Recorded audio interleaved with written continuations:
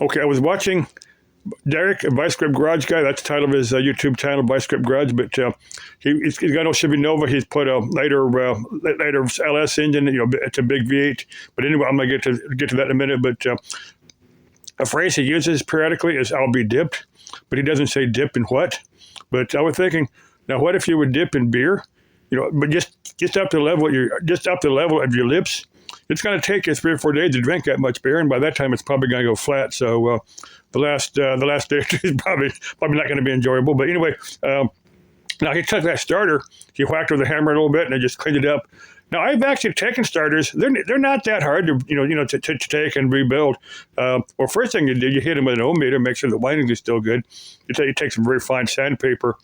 Both of them just have two bolts that hold them together. You can pull apart, clean the brushes, clean the commutator, put some grease in there. And they're usually good for a long, long time if you do that. You usually want to put a new, like on the GM ones that have the solenoid on the top of them. You want to put a new solenoid on it because that little copper piece in the back, that's usually what happens to those things. Because I've had some of these, some of the solenoids, where they just...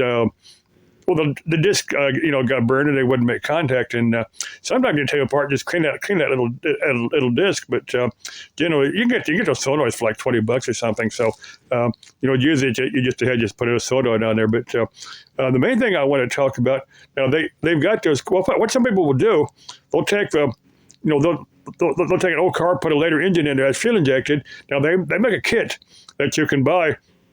That you can run a car, a fuel injected car that has all this engine stuff on there. Make a retrofit kit. I think Holley makes it, but they actually make where you can pull a carburetor off and put like throttle body fuel injection on there. Make a kit. But I'm thinking,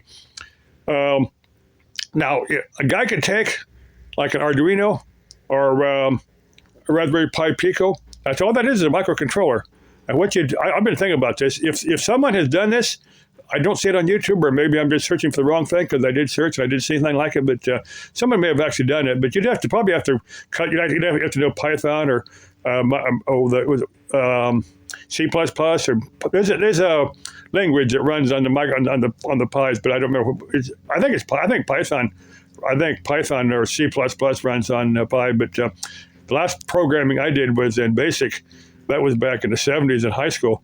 No, actually, I had a couple of computers that run BASIC, so I've done programming in BASIC. But that's when I've seen the statements, they're very, very similar. They're very, very similar to Python. So I probably just haven't done any programming in Python or C++. But I've tried to pick it up. But anyway, like I could take a Raspberry Pi Pico, and what you have to do with output on the pins is like 3 volts or 5 volts, something like that. So you'd have to feed that into a MOSFET, to get up to 12 volts to fire the injectors, or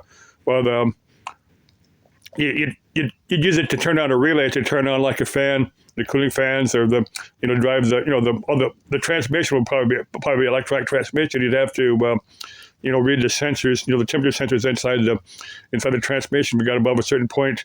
Or the speed sensor, you'd have to read that, so the shift points, but you'd have to run it, put the outputs into MOSFETs to control the solenoids inside the transmission. You have to do a fair amount of engineering to make this work. But like I said, Amazon has those Picos for like 3 of them for $20 or something. Those kits are like in hundreds of dollars. So if you put a little bit of effort into building something, you could put something together real super cheap.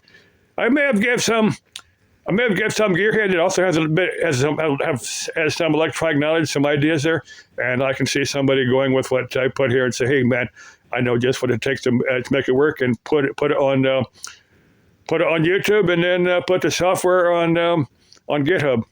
But anyway, Derek, love your videos, Derek. Bye.